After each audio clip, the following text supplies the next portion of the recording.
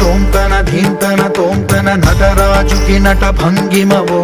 ధీంతన తోంతన శంకరునికి సంకీర్తనవో ఈశ్వరుడే అనునిత్యం తనలో తలచుకునే ఓంకారమువో శివ హృదయం కరిగించే ఆ పంచాక్షరివో నీ మదిలో